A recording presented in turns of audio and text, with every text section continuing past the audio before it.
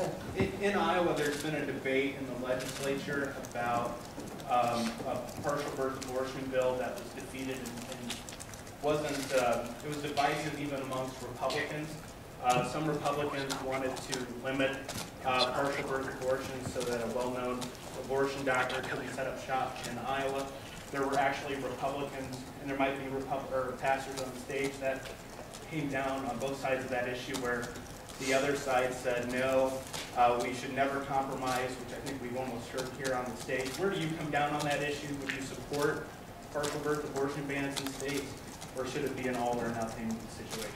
I think that's referring to late-term abortion, and I think that is something that most people find anathema, and they would prefer to see it outlawed. That's a state issue, and so it's up to the people of Iowa to decide what they want to do. I only know for myself, as President of the United States, I am 100% pro-life, and from conception till natural death, and I will stand up for the unborn and fight for the unborn. Does that mean you would take incremental steps, or would you support only like personhood type legislation?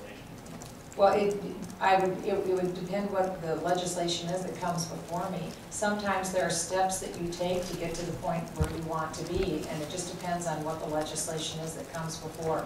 But what I'm seeing all across the United States, not just in Iowa, there has never been a diminution of support for the pro-life issue.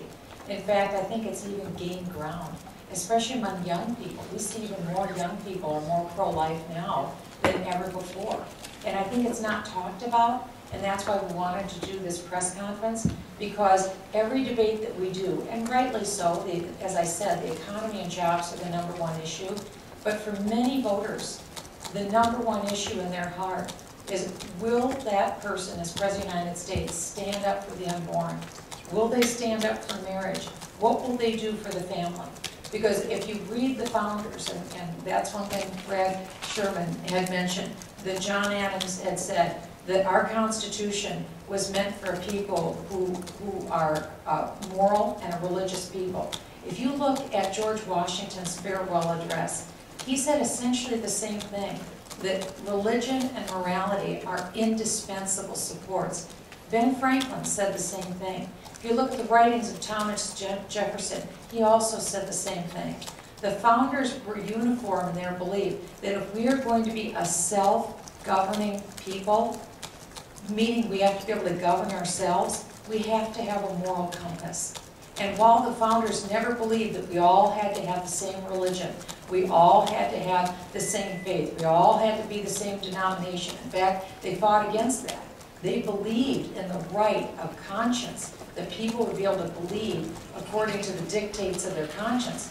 They did believe in morality, and they did believe in religion as a focus. And we are standing here today as part of the faith community saying, this community also has a voice, and their voice needs to be heard. Their voice needs to be recognized, and it seems like every 4 years, the faith community is told, you have to settle. Because the faith community are the ones who do the phone calls, who drop the literature, who do the emails, and then they're told, they're patted on the head and told to stand against the wall, and they're told, well, not this time. This time we have to have someone who's electable, someone who's a moderate. But I think of any year, this is the year not to settle. Amen. Because all across the United States,